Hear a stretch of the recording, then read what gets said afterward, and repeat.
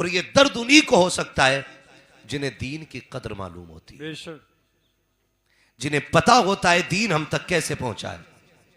सिर्फ वही लोग जानते हैं कि कुरान कितना कीमती है, वरना जिसने कुरान की कीमत ना समझी उसने कुरान को सिर्फ तीजे में पढ़ने के लायक समझा, अब्बा की कब्र पे पढ़े जाने के लायक समझा। मगर याद रखिएगा, कुरान सिर्फ मुर्दों के लिए नहीं आया, कुरान जिंदों के लिए भी आया है। बेशक बेशक। आज जिंदों को कदर नहीं। हमारे इस पिपलसाने के अंदर बड़ा बड़ा जमींदार पड़ा है, बड़े बड़े पैसे वाले आपको मिल जाएंगे, बड़े बड़े बिजनेसमैन मिल जाएंगे, लेकिन गिनती के कुरान पढ़ने वाले मिलेंगे। अल्लाह करे बर्दाश्त हो जाए, मैं कड़वा बोलने लगा हूं। कितने फारिग हो रहे हैं? 7। इसमें एक बच्चा पिपलसाने का है, उबैद रजा। माशाअल्लाह सुभान अल्लाह। बड़ी दिल से दुआ, अल्लाह करे ये पूरी जिंदगी कुरान की खिदमत में ला। एक बच्चा माशाअल्लाह हाफिज हुआ है और एक बच्चा कारी बन गया है। सुभान अल्लाह। आप बोलो सुभान अल्लाह। एक बच्चा हाफिज बन गया है और एक कारी बन गया है। आप पूरा पिपलसाना छान मारो, आपको दौलत वाले बड़े मिल जाएंगे, लेकिन कुरान पढ़ने वाले बड़े कम मिलेंगे। हम फ्री की जन्नत चाहते हैं सारे के सारे। सारों का नजरिया यह है कि जन्नत फ्री में मिल जाए। जन्नत इतनी सस्ती नहीं है जितनी हम सोचते हैं। जन्नत के लिए मेरे नबी के चचा ने अपने कलेजे के टुकड़े दिए हैं, तब जाके हमारे लिए रास्ता आसान हुआ है। सहाबा के बच्चों की लहू से दीन की बुनियाद को सींचा गया है, तब जाके कुरान हम तक आया है। माओ ने अपने लाल दिए हैं, तब जाके कुरान हमें मिला है। औरतों ने सुहाग की कुर्बानियां दी हैं, तब जाके दीन हमें मिला है। हमने तो ये सोचा मुसलमान के घर में पैदा हो गए और सैयद साहब ने कान में अजान पढ़ के कहा मुबारक हो मुसलमान है, तो बस हमने समझा काफी हो गया, टोपी लगाओ गोश्त खा लो, इतना की काफी है इस्लाम के लिए। नहीं मेरे अजीज, शहादत गहे उल्फत में कदम रखना है। लोग आसान समझते हैं मुसलमान होना, बड़ी कुर्बानियां दीन के लिए देनी पड़ती है। आज कुरान की कदर नहीं आती है, आज इज्जत हम नहीं करते हैं। आज अगर फजर के बाद किसी घर से कुरान की तिलावत की आवाज आती है, दो बातें जहन में आया करती है, या तो कोई मर गया है इसलिए कुरान पढ़ा जा रहा है, या फिर किसी के घर के भूत उतारे जा रहे हैं इसलिए कुरान पढ़ा जा रहा है। आखिर मुझे बताओ तो सही, क्या कुरान सिर्फ भूत उतारने के लिए आया था, जिन्नात भगाने के लिए आया था, अपने घरों को जादू से आजाद कराने के लिए क्या सिर्फ कुरान की तिलावत होनी थी? मुझे बताओ तो सही, क्या कुरान सिर्फ मैयतों के सराहने के लिए है, या सिर्फ जनाजों के लिए है, या सिर्फ कर्बों के लिए है? खुदा की कसम, कुरान सिर्फ मैयतों के लिए नहीं आया, सिर्फ जनाजों के लिए नहीं आया, सिर्फ भूत भगाने के लिए नहीं आया। कुरान जिंदगी देने के लिए आया है, हयात दस्तूर हयात देने के लिए आया है। खुदा के वास्ते कुरान के इतने आदी हो जाओ कि जब सुबह उठा करो तब भी कुरान पढ़ा करो, और जब सोया करो तब भी कुरान की तिलावत किया। नारे तकबीर, नारे रिसालत, मसलके आला हजरत, उलमाए अहले सुन्नत, हजरत अल्लामा मौलाना मुफ्ती हम्माद रजा साहब किबला। मैं ये समझता हूं, सुने कान खोल के, सच्चा साथी सिर्फ कुरान है। सच्चा साथी सिर्फ कुरान है। बड़े बड़े जिगरी यार मिट्टी डालने तक है, उसके बाद कोई नहीं। आखिरी मुट्ठी डालने वाला आपका जिगरी हो सकता है, तख्तों के अंदर आपके साथ लेटने वाला कोई यार नहीं आना है। आएगा कोई? बोलो, आ सकता है कोई? आज तक कोई तारीख हो यार यार के लिए कब्र में लेट गया हो, दोस्त दोस्त के लिए कब्र में उतर गया हो कि जी मुझे यही रहना है? ये दुनिया इतनी बेवफा है कि मरने की देर है, दोस्त तो कफन पहनाने भी नहीं आते, कफन पहनाने भी नहीं आते।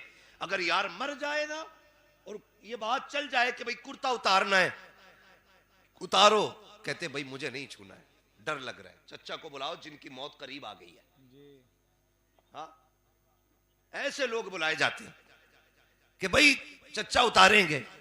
अब अल्लाह माफ करे, अब तो दुनिया इतनी ऐश परस्त हो गई कि अब कब्रें औलाद नहीं खोदती, अब कब्रें किराएदार खोद रहे। अल्लाह। जिनके लिए लाखों करोड़ों कमा के रखे, ये तेरी कब्र पे दो फावड़े मारने नहीं आएंगे। है किस हवा में। और आखिर मौत है। जमींदार को भी मरना है, ठेकेदार को भी मरना है, इमाम को भी मौत आनी है, पीर को भी मौत आनी है। मरना सभी को। तैयारी किस किस की है? नहीं है।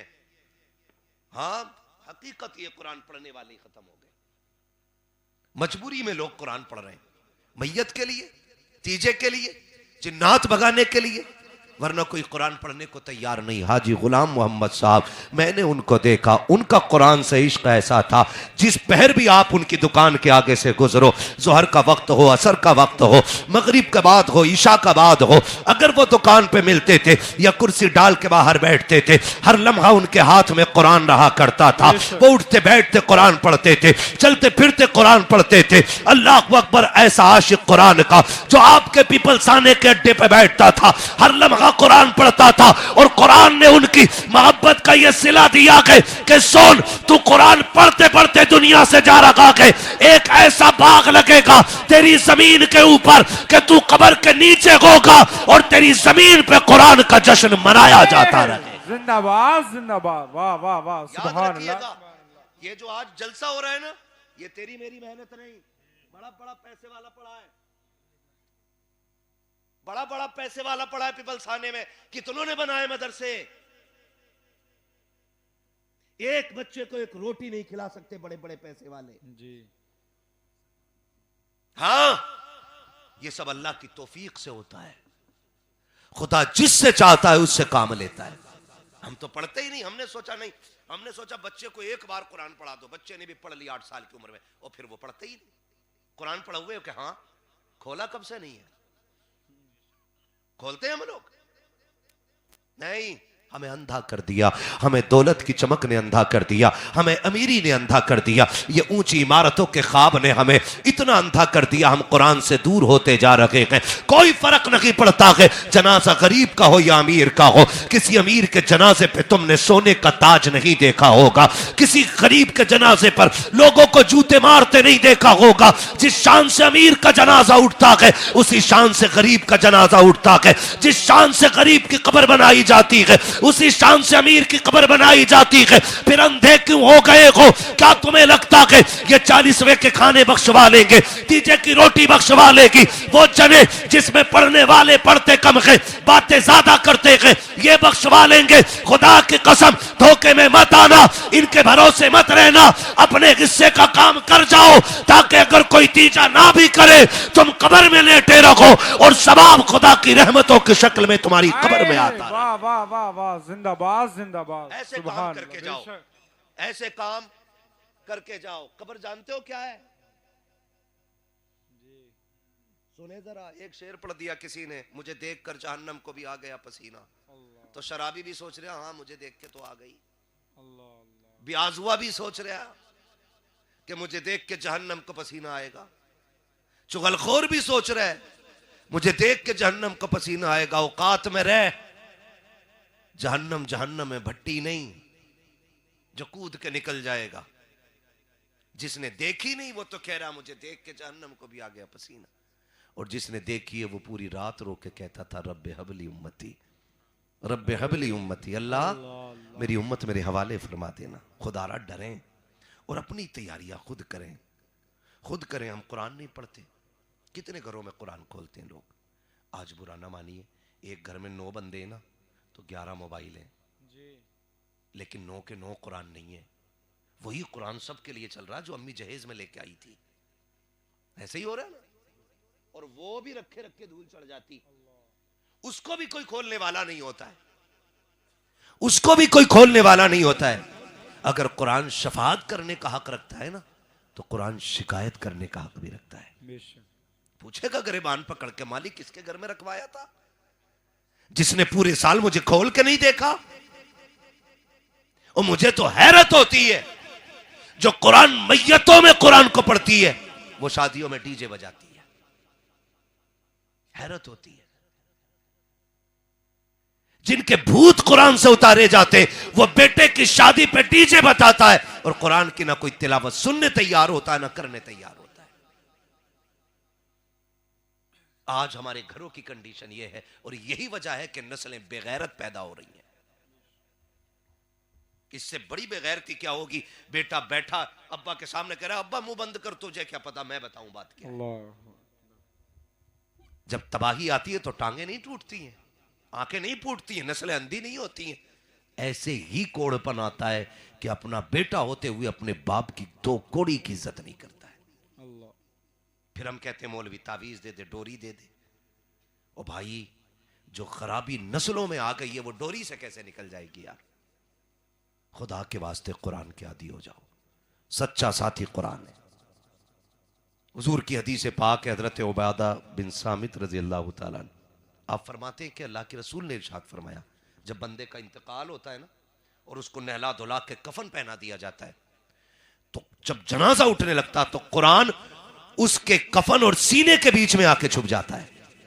जो कुरान की तिलावत का आदी होता है, कहां आके? कफन और सीने के बीच में आके छुप जाता है।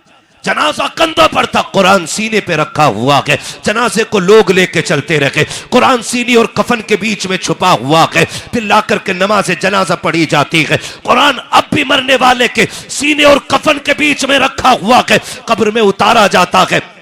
कुरान फिर भी मरने वाले के सीने और जनाजे सीने के और कफन के बीच में रखा होता है। कुरान सीने के और कफन के बीच में आखिरी तख्ता लगा दिया जाता है।